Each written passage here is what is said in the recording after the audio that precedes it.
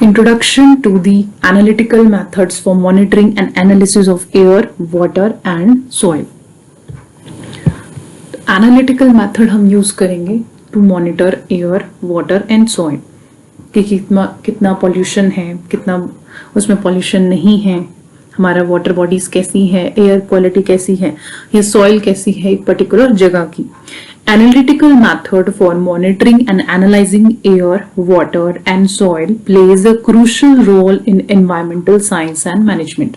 तो बहुत important role play करता है हमारा analyzing और monitoring, because यही हमें बताता है कि कोई particular area में हमारा पानी कैसा है, air कैसी है, soil कैसी है, कितना pollution है, कितना नहीं है, या कोई radioactive waste है, chemical waste है, कितनी वो डिग्रेड हो गई है कि नहीं हो गई है, कौन सा पॉल्यूटेंट है.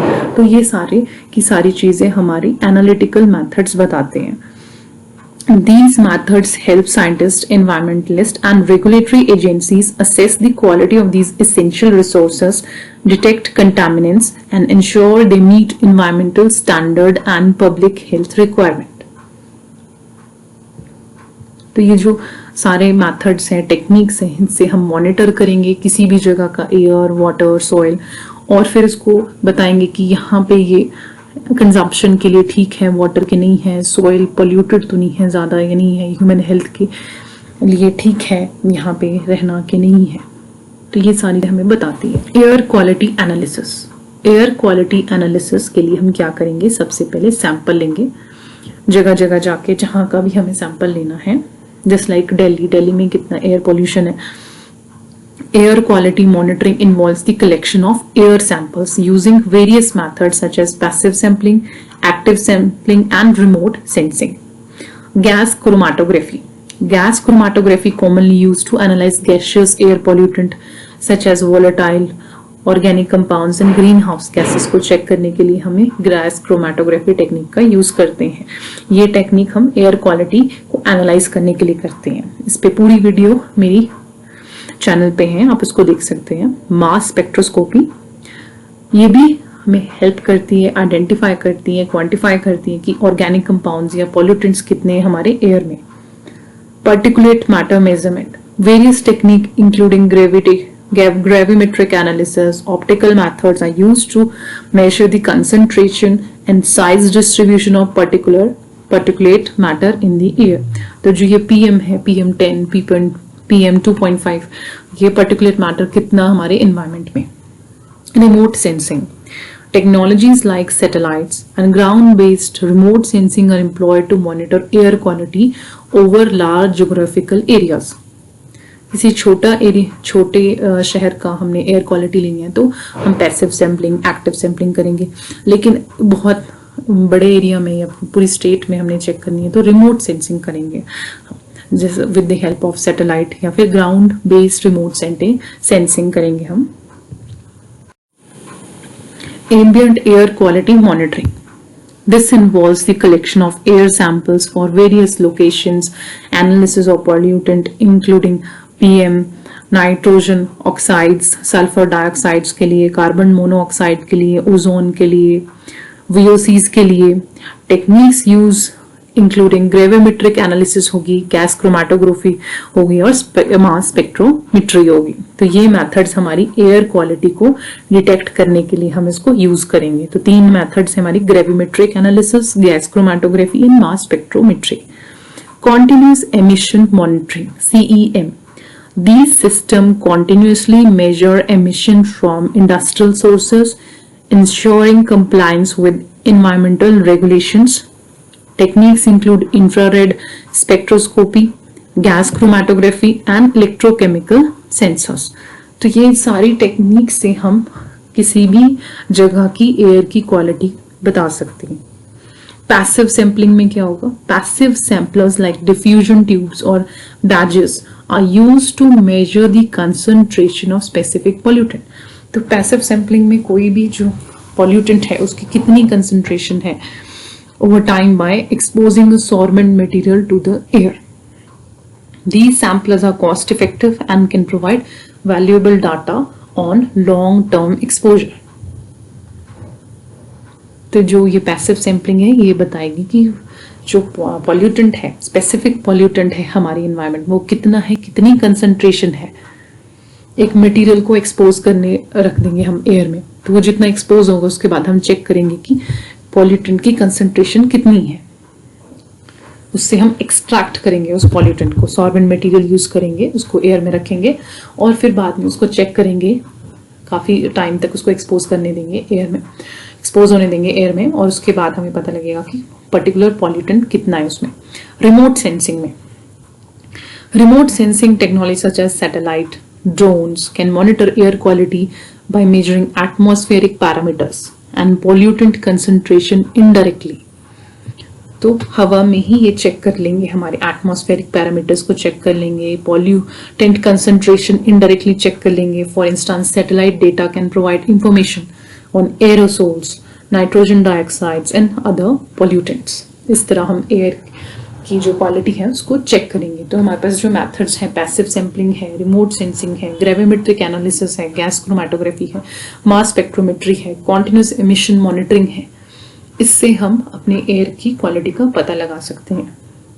वाटर क्वालिटी एनालिसिस, सबसे पहले हम सैंपल ही लेंगे, किसी भी जगह का सैंपल लेंगे, उसका डाटा कलेक्ट करेंगे।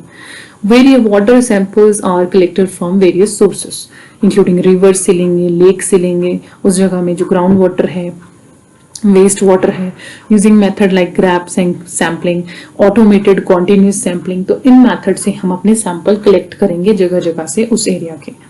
केमिकल एनालिसिस, केमिकल एनालिसिस करेंगे उसकी, common water quality parameter, pH check करेंगे वाटर का, टर्बिडिटी कितनी है, डिसॉल्व्ड ऑक्सीजन कितनी है, बायोकेमिकल ऑक्सीजन डिमांड कितनी है हमारी, बीओडी केमिकल ऑक्सीजन डिमांड कितनी है, न्यूट्रिएंट लेवल कितना है हमारा। These are determined using spectrophotometry, titration and colorimetry method.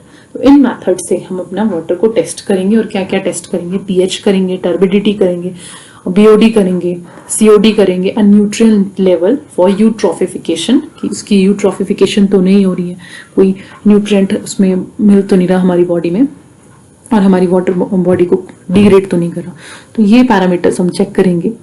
Chromatography, liquid chromatography HPLC and gas chromatography GC are used to detect and quantify organic and inorganic compounds in water. तो हमने techniques करी हुई है, ये techniques help करती है पानी में चेक करने की कि वहां पे कितना ऑर्गेनिक और इनऑर्गेनिक कंपाउंड्स हैं हमारे वाटर में। Sensor technologies, advanced sensor and probes are used for real time monitoring of water quality in the field. हम कुछ सेंसर्स ही लगा देंगे, ऐसे सेंसर्स जो पानी में डाल के पता लगाएंगे कि क्या पानी कैसा है। ऐसी टेक्नोलॉजीज भी आ रही है हमारे पास। माइक्रोबियल एनालिसिस करेंगे अपने पानी का, technique such as microbial culturing, पानी में से कल्चर लेंगे और उसमें ग्रो करेंगे कि क्या ग्रो होता है हमारे पास, बैक्टीरिया ग्रो होता है, फंगल ग्रो होता है, किस टाइप के फंगस और वायरल बैक्टीरिया ग्रो होते हैं हमारे कल्चर में। तो वो बताएंगे कि हमारे पानी में क्या माइक्रोबियल पॉपुलेशन है, हार्मफुल तो नहीं है, जैसे just like E coli. Polymerase chain reaction करवाएंगे। Next generation sequencing are used to detect and identify pathogenic organisms. Microbial analysis करेंगे ताकि उस वाटर में पता लगाएंगे कि कोई पैथोजेनिक माइक्रो ऑर्गेनिजम्स तो नहीं है जो कि डिजीज कॉज करे, लाइक डाइसेंट्री, वॉमिटिंग, कॉलरा, ये डिजीज ना हो। Microbial test detect the presence of pathogen, pathogen को डिटेक्ट करेंगे, and indicator organism like E coli to assess the safety of water for drinking और रिक्रिएशनल पर्पसेस।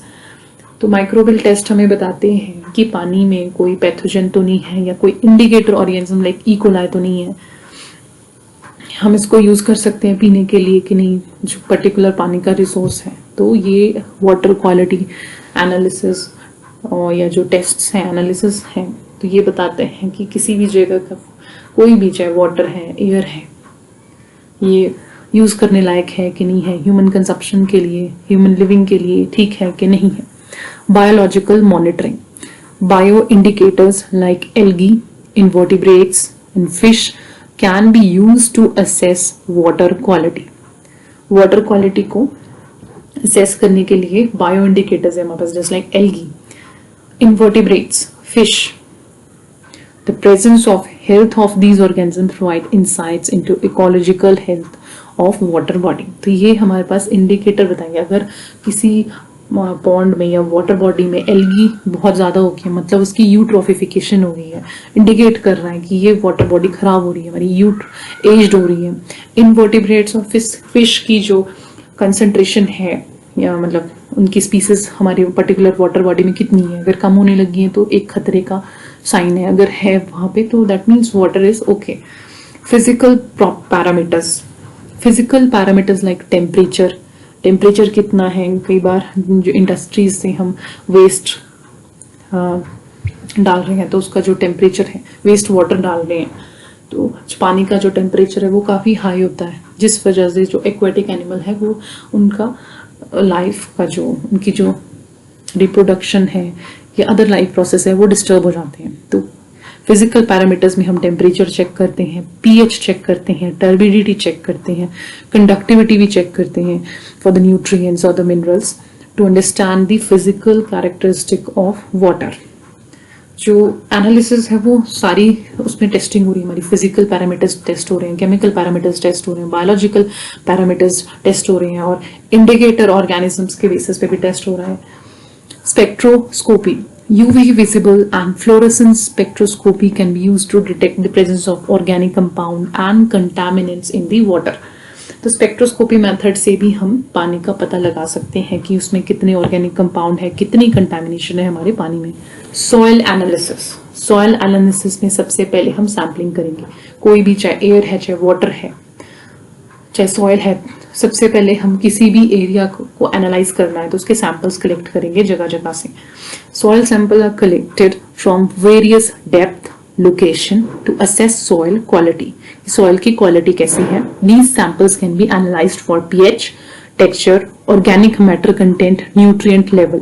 तो हमारे soil में pH कितना है, टेक्सचर क्या है इसका, कौन सा सॉइल, इवन वो भी टेस्ट करते हैं, ऑर्गेनिक मैटर कितना है, न्यूट्रिएंट कितना है। फिजिकल एनालिसिस में क्या करें कि टेक्सचर क्या है, स्ट्रक्चर क्या है, पोरोसिटी कैसी है, मॉइस्चर कंटेंट कितना है हमारे सॉइल में, determine to understand soil characteristic. Chemical analysis करेंगे उसके बाद, फिजिकल एनालिसिस कर ली हमने सॉइल की, उसके बाद हम केमिकल टेस्ट्स परफॉर्म करेंगे लाइक सॉइल का पीएच कितना है, न्यूट्रिएंट कंटेंट कितना है, एनपीके। कई बार क्या होता है कि हम स्प्रे करते हैं fertilisers, pesticides without knowing what is the हमारे सॉइल को एनालाइज करे बगैर ही हम पेस्टिसाइड्स और न्यूट्रिएंट्स डालते रहते हैं, जिससे कि सॉइल की क्वालिटी डिग्रेड होती है। सॉइल टेस्टिंग, इवन फार्मर्स को गवर्नमेंट बोलती है कि अपने सॉइल को टेस्ट कराओ, उसके अकॉर्डिंग ही आप उसमें न्यूट्रिएंट डालो। तो सॉइल टेस्टिंग से क्या होता है कि पता चलता है कि हमें कौन से न्यूट्रिएंट की जरूरत है हमारे सॉइल में, डिग्रेड तो नहीं हो रहा है, कि क्या हमें इंप्रूवमेंट करने की जरूरत है हमारे सॉइल में। तो फिर हम केमिकल एनालिसिस करेंगे। केमिकल एनालिसिस में क्या होगा, पीएच चेक होगी, एनपीके कंटेंट होगा, नाइट्रोजन, फास्फोरस और पोटेशियम का कंसंट्रेशन चेक होगी, and contaminants such as heavy metals तो नहीं है, पेस्टिसाइड्स बहुत ज्यादा तो नहीं है, are analysed by various method like titration, extraction and spectroscopy methods. इससे हमारा जो केमिकल एनालिसिस है सॉइल की वो होगी। फिर आएगा X ray diffraction. These techniques help identify mineral composition and elemental concentration in soil sample. X ray diffraction से हम मिनरल और elemental concentration of soil check करते हैं, कहीं कोई ट्रेस एलिमेंट तो नहीं है, कोई मिनरल तो नहीं है हमारे सॉइल में present. Heavy metal analysis. Soil is tested for the presence and concentration of heavy metals like lead, cadmium, mercury using techniques like atomic absorption spectroscopy and inductively coupled plasma mass spectroscopy. तो इसकी मदद से हम heavy metal analysis को करते हैं कि हमारे जो सॉइल है, सॉइल में कैडमियम या मर्करी, लेड, इसकी कंसंट्रेशन तो नहीं कहीं से आ रही या फिर इंक्रीज तो नहीं हो रही, क्योंकि ये बहुत हार्मफुल है। दीज आर कैंसर कॉजिंग और harmful for the human. Microbial analysis. Soil microbial communities are studied to assess soil health.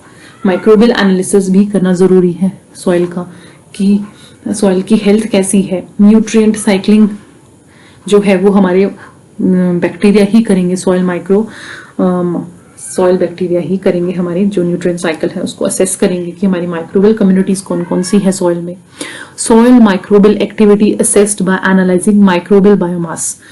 Biomass हम कैसे चेक करेंगे, पर्टिकुलर सॉइल के सैंपल्स लेंगे, उसको कलेक्ट करेंगे, उसका कल्चर करेंगे, फिर चेक करेंगे कि हमारा सॉइल में कैसे है माइक्रो जो ऑर्गेनिजम्स प्रेजेंट है, कौन कौन से हैं, कैसी उनकी कंसंट्रेशन है थोड़े से सॉइल में।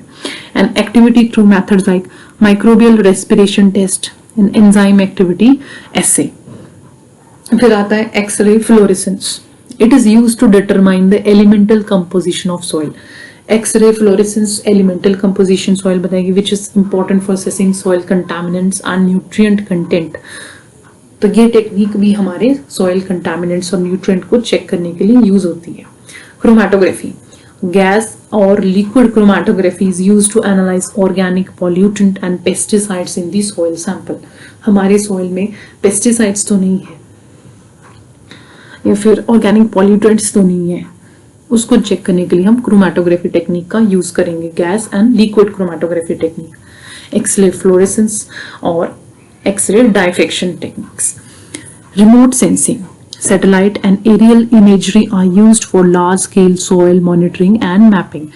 बहुत बड़े एरिया को अगर हमने मॉनिटर करना है तो हम रिमोट सेंसिंग का, सैटेलाइट का यूज करेंगे। Analytical methods for monitoring and analyzing air, water and soil is very important and play a very crucial role in monitoring, analyzing water, air and soil to ensure elemental quality, identify pollutant and inform regulatory decisions। मतलब इन सबको test करके हम ये decide कर सकते हैं कि particular area में हमारा कितना पॉल्यूशन है, कितना नहीं है, कौन सी वहाँ पे माइक्रोबियल कम्युनिटी है, कौन सा मिनरल वहाँ पाया जाता है। तो ये सारी चीजें असेस करने के लिए हम ये मेथड्स का यूज करते हैं। The choice of method depend upon the specific pollutant of interest and the environmental context in which monitoring is conducted. तो जो ये मेथड्स हैं ये हम अप्लाई करेंगे, ये किस चीज पे डिपेंड करता है, ये डिपेंड करता है कि पॉल्यूटेंट कौन सा है, कौन सा पॉल्यूटेंट टेस्ट करना है, किस चीज के लिए टेस्ट करना है, कोई पर्टिकुलर मिनरल के लिए हमें टेस्ट करना है कि ये है कि नहीं, वो मेथड हम अप्लाई करेंगे टेस्ट करना। So this video, thank you.